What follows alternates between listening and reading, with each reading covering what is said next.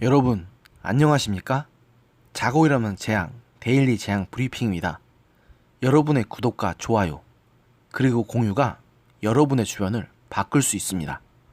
꼭 부탁드립니다. 최근 정계의 뜨거운 감자라면 단연 조국 법무부 장관 후보자일 텐데요. 조 후보자는 과거 남한 사회주의자 노동자 동맹, 이하 산호맹 산하조직인 남한 사회주의 과학원 강령연구실장으로 활동한 혐의로 울산대학교 전임 강사이던 1993년 수사를 받았고 6개월간 구속 수감된 바 있습니다. 산호맹은 1980년도 후반 사회주의를 내건 노동자 계급의 전위전당 건설과 사회주의 국가건설을 목표로 출범한 조직입니다. 뭐 어떤 단체인지는 다들 잘 아시리라 생각합니다. 이후 그는 대법원에서 국가보안법 위반으로 징역 1년에 집행유예 2년을 판결받았는데요. 판결문에 따르면 조 후보자는 26세이던 1991년 7월 사과원에 가입해 1992년 3월에 탈퇴했다고 합니다. 사과원 구성원은 20여 명, 대부분은 조 후보자처럼 대학원이나 연구소에서 연구 활동을 하던 젊은 연구자들이었고, 이들은 사회주의 이론 연구와 선전, 선동, 사회주의 이론 지정의 조직화 등을 추진한 것으로 알려져 있습니다. 2심 재판부는 조 후보자에게 집행유예를 선고하며 사과원 운영위원과 강령연구실장직을 맡기는 했으나 대학 강의, 기타 연구활동 때문에 실질적으로 운영위원으로 활동하거나 사회주의 정당 강령 작성 작업을 하지 않았다고 판시한 바 있습니다. 이어 비합법적인 비밀 전위 조직 활동이나 폭력적 혁명 방법에 의한 사회개혁은 지금에 와서는 더 이상 가능하지도 적절하지도 않다고 생각하는 점, 초범이고 과거 사과원 활동을 후회하고 있다는 점 등을 참작했다고 양형 사유를 밝혔습니다.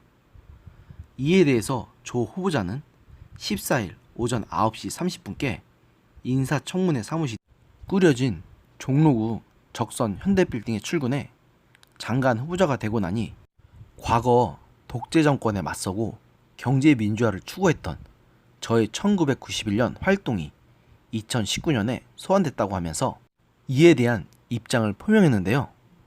자랑스러워하지도 않고 부끄러워하지도 않는다고 밝히면서도 저는 28년 전 그 활동을 한 번도 숨긴 적이 없다고 하면서 야당의 공세에 정면 대응했다는 뜻을 드러냈습니다.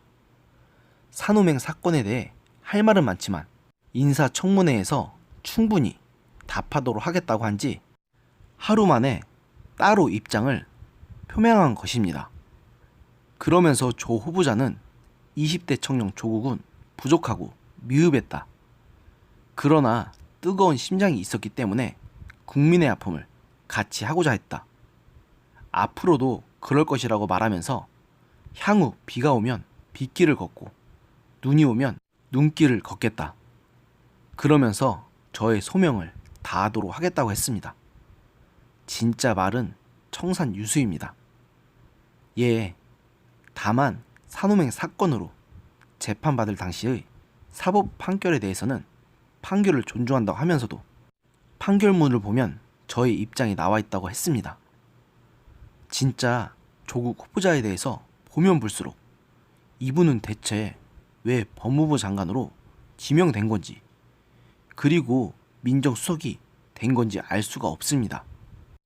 문재인 대통령의 측근이라는 것만 빼면 도저히 그런 자리에 맞지 않는 분인데도 당당하게 민정수석도 역임하고 사법시험을 합격한 자체가 없는데도 법무부 장관 자리에 오르는 걸 보면 이건 그냥 속된 말로 대통령 백 아니면 도저히 설명이 불가능한 수준입니다.